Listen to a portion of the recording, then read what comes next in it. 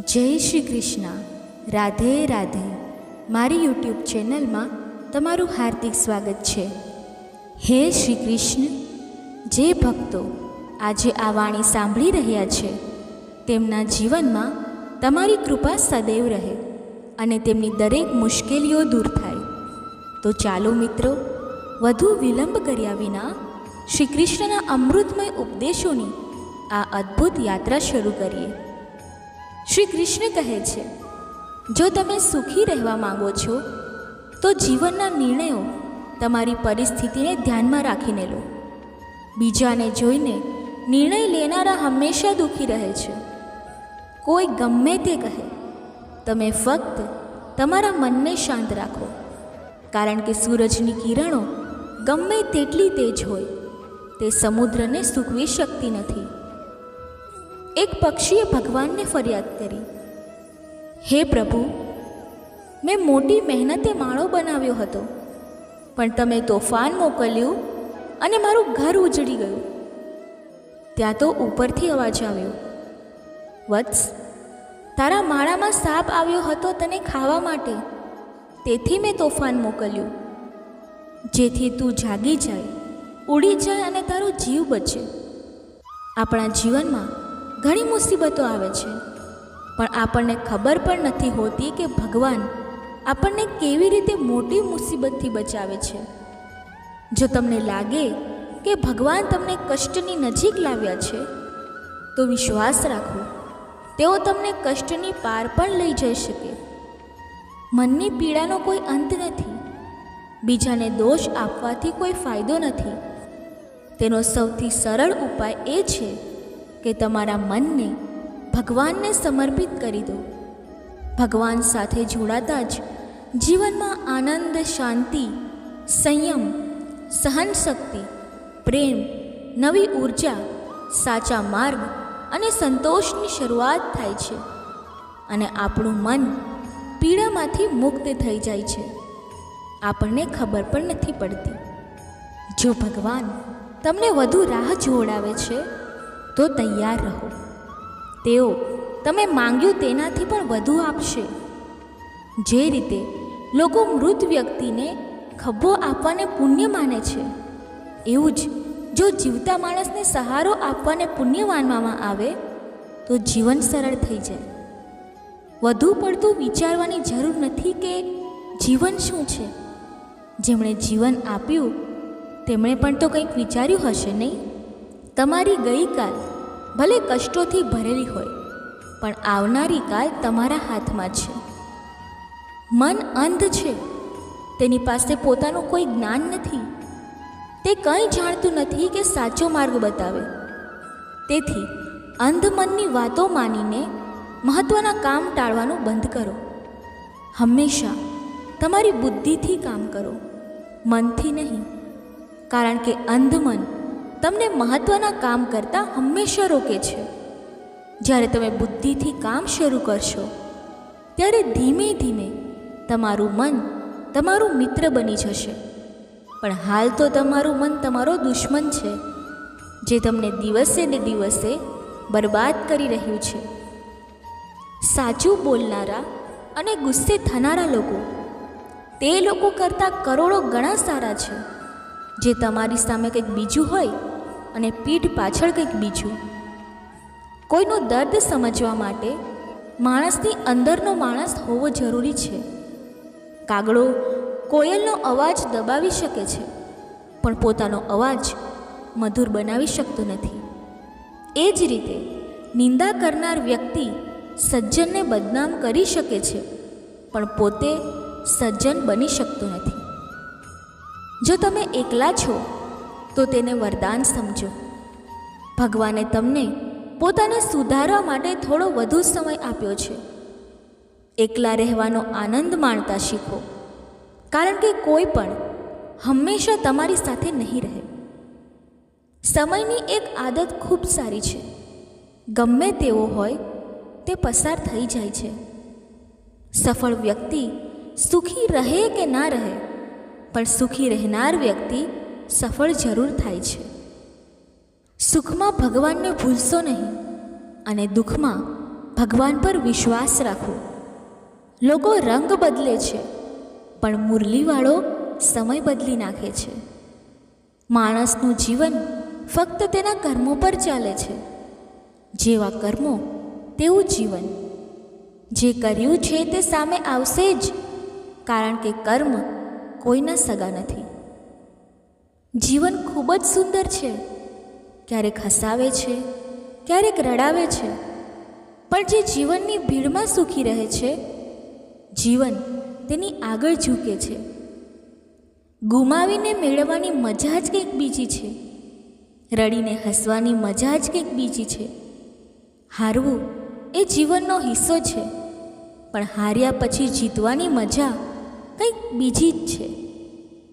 સારું બનવા માટે કોઈની નકલ કરવાની જરૂર નથી. એટલું સારું બનો કે લોકો તમારી નકલ કરે. જીવન એક જ વાર મળે છે, એ ખોટું છે.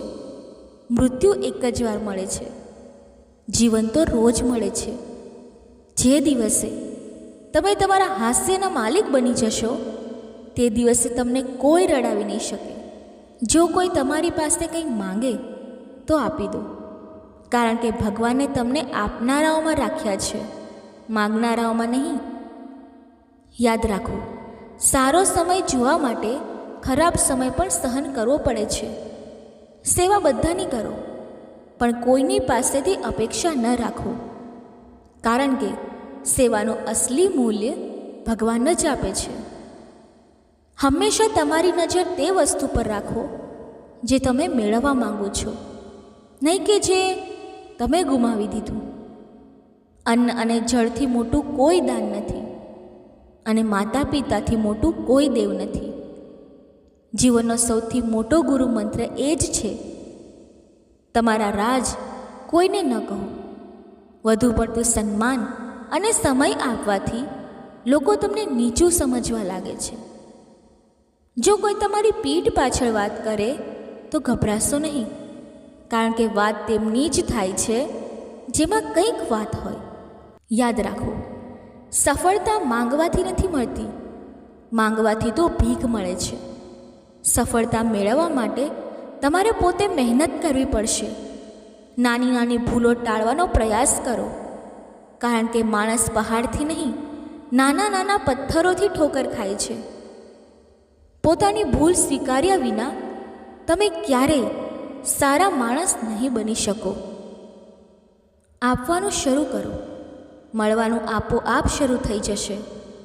સન્માન પણ અને દોલત પણ. અપમાનનો બદલો લડાઈથી નહીં, સામેવાળાથી વધુ સફળ થઈને લઈ શકાય છે.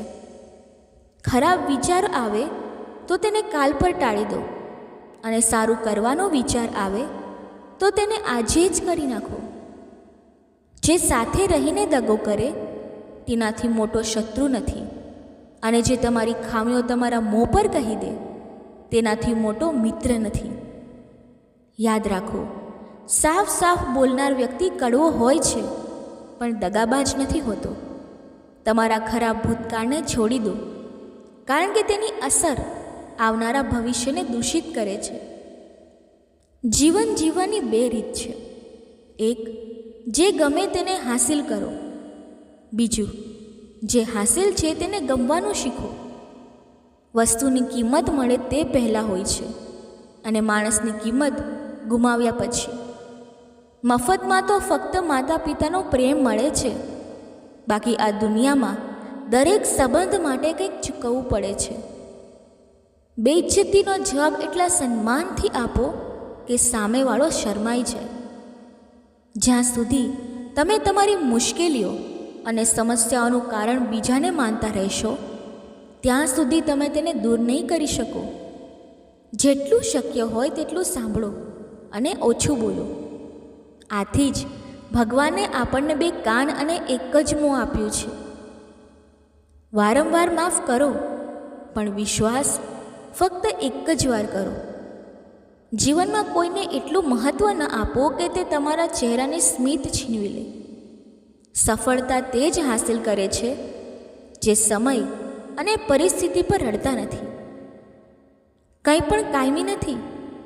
તમારી જાતને વધુ પડતો તણાવ ન આપો, કારણ કે ગમે તેટલી ખરાબ પરિસ્થિતિ હોય તે બદલાઈ જશે. સમયની સાથે ઘણું બધું બદલાય છે. તમે જે આજે કર્યું તે તમારી સાથે પણ થશે. આ જ કુદરતનો નિયમ છે. બનવું હોય તો કોઈની ખામી બનો, જરૂરત નહીં. જરૂરત તો કોઈ પણ પૂરી કરી શકે છે, પણ ખામી કોઈ પૂરી નથી કરી શકતું. જો કોઈને કંઈ ન આપી શકો તો દુઆ કરો, કારણ કે દુઆ એ એવું ગિફ્ટ છે જેના માટે ધનવાન પણ હાથ ફેલાવે છે. જ્યાં લાગે કે આપણા લીધે બીજાને તકલીફ થઈ રહી છે ત્યાંથી હટી જવું જ બહેતર છે. છલ, કપટ અને પાપ એટલું જ કરો જેટલું તમે ભોગવી શકો, કારણ કે કુદરત કોઈને છોડતી નથી, બધાનો હિસાબ રાખે છે. જો તમારો કોઈ દુશ્મન નથી તો તેનો અર્થ એ છે કે તમે ત્યાં પણ ચૂપ રહ્યા જ્યાં સત્ય બોલવું જરૂરી હતું. પ્રેમ મફત હોવા છતાં આ ધરતીનો સૌથી મોંઘું સુખ છે. જીવનમાં અત્યાર સુધી એટલું તો સમજાયું છે કે કેટલાક ગાઢ સંબંધો નબળા લોકો સાથે જ હોય છે, જે રમકડાની જેમ વિશ્વાસ તોડી નાખે છે. વરસાદ અને તડકાના મેળાપથી જ ઇન્દ્રધનુષ બને છે. એ જ રીતે સુંદર જીવન માટે સુખ અને દુઃખ બંને જરૂરી છે.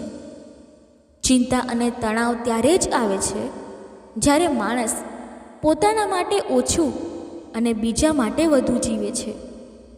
તે ક્ષણને ખરાબ ન કહો જે તમને ઠોકર આપે, પણ તે ક્ષણની કદર કરો, કારણ કે તે તમને જીવવાની રીત શીખવે છે. તમારી સફળતામાં તે લોકો સામેલ હોય છે જેમને તમે ચાહો છો, અને તમારા સંઘર્ષમાં તે સામેલ હોય છે જે તમને ચાહે છે. જે વ્યક્તિ ખૂબ વિખરાઈ ગયો હોય તે જ નિખરે છે. આ જ જીવનનું સત્ય છે. કેટલાક ખોટા નિર્ણયો જીવનનો સાચો અર્થ શીખવે છે. સંબંધો ટકાવી રાખવાની એક જ શરત છે, કોઈની ખામીઓ નહીં, સારાઈ જુઓ. જરૂર વિના લોકોનું ધ્યાન રાખવું એ સારા વ્યક્તિત્વની ઓળખ છે.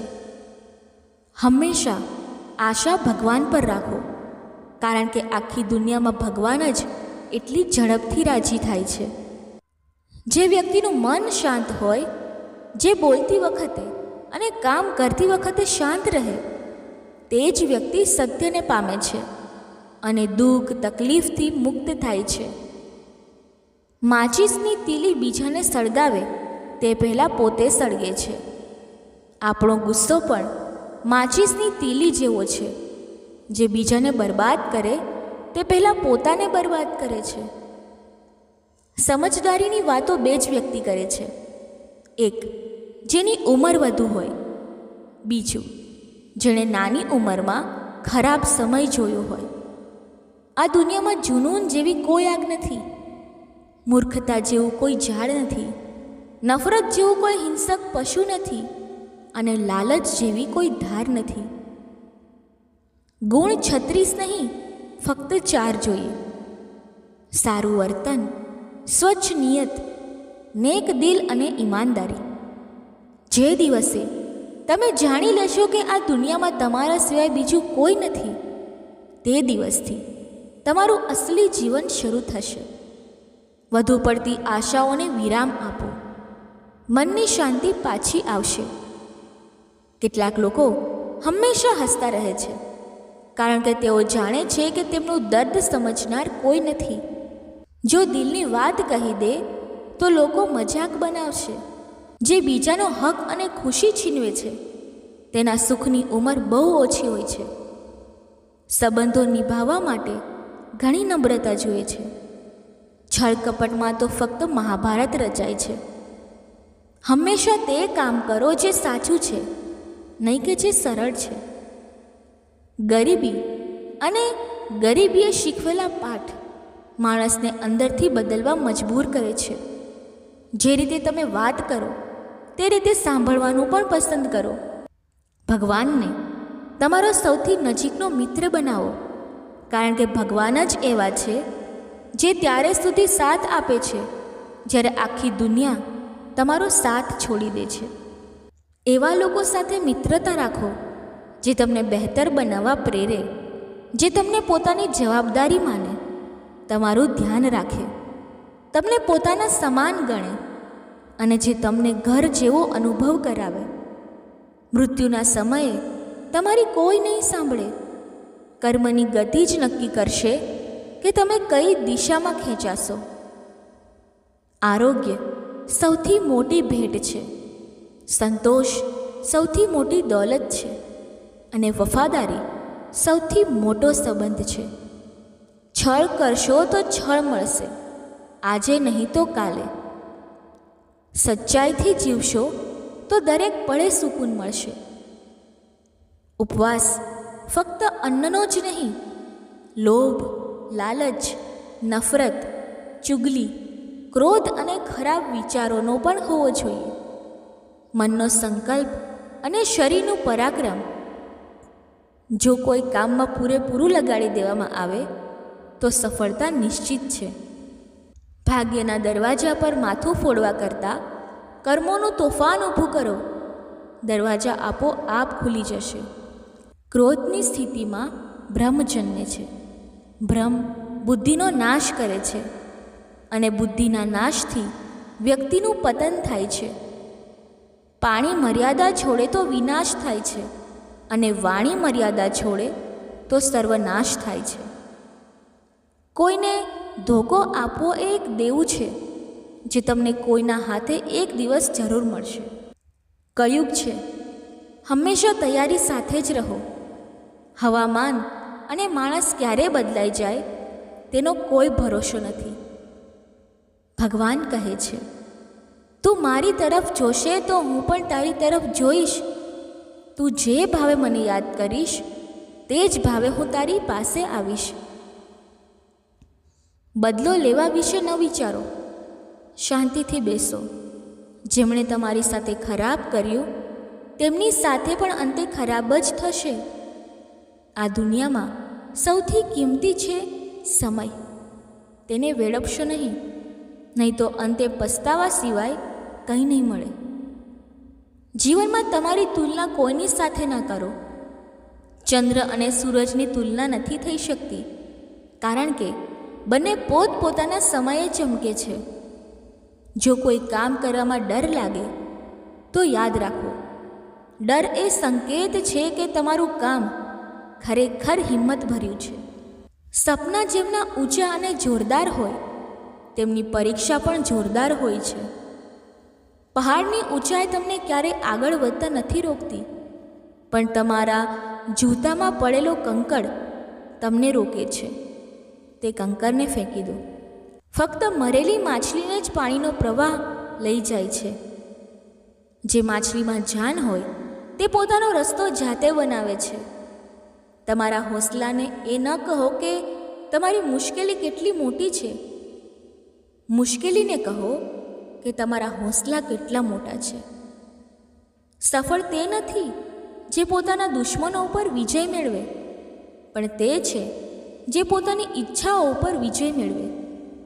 જો ફક્ત એટલા માટે તમે તમારા સપના પર કામ કરવાનું બંધ કરી દીધું કે કોઈને લાગે છે કે તમે તે નથી કરી શકતા, તો તે તમારું સપનું નથી, તે તમારી નાની ઈચ્છા છે. જે લોકો તમને નજીકથી નથી જાણતા તેમની વાતોને દિલ પર ના લો. આગળ વધો અને કંઈક કરી બતાવો. જીવનમાં સારા લોકોની શોધ ના કરો, પોતે સારા બનો. કદાચ તમને મળવાથી કોઈની શોધ પૂરી થઈ જાય. જો તમે ઉડી ના શકો તો દોડો, જો દોડી ના શકો તો ચાલો, જો ચાલી ના શકો તો લપસો, પણ હંમેશા આગળ વધતા રહો. એકવાર ગુરુએ પોતાના શિષ્યોને પૂછ્યું, શું તમે જાણો છો કે આપણી અંદર એક મોટું યુદ્ધ સતત ચાલે છે? જ્યારે બધા શિષ્યો ચૂપ રહ્યા ત્યારે ગુરુ બોલ્યા, વાસ્તવમાં સૌથી મોટી લડાઈ આપણી અંદરના બે ભેડિયાઓની છે.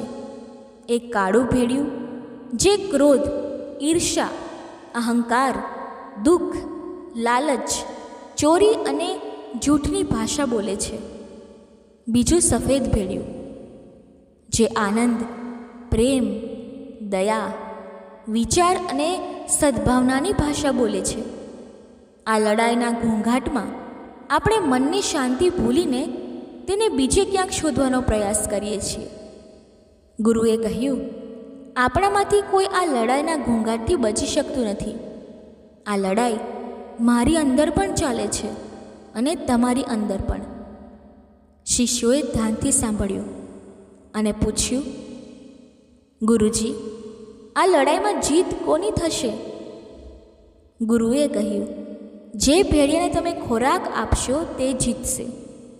ખોરાક આપવાનો અર્થ એ છે કે આપણી પાસે ધ્યાન આપવાની શક્તિ છે.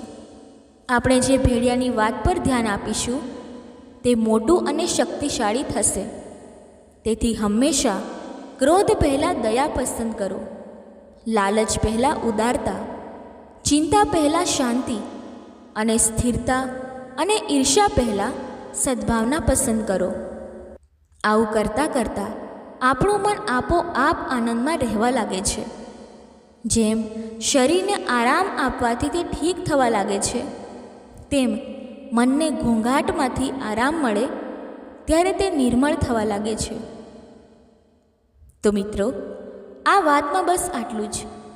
આશા છે કે તમને આ વાણીમાંથી ઘણું શીખવા મળ્યું હશે. દર્શક મિત્રો, જો તમને આ કૃષ્ણવાણી પસંદ આવી હોય તો વિડીયોને લાઈક કરી ચેનલને સબસ્ક્રાઈબ જરૂરથી કરી લેજો અને કમેન્ટ બોક્સમાં જય શ્રી રાધે કૃષ્ણ અવશ્ય લખજો. ધન્યવાદ. જય શ્રી કૃષ્ણ. રાધે રાધે.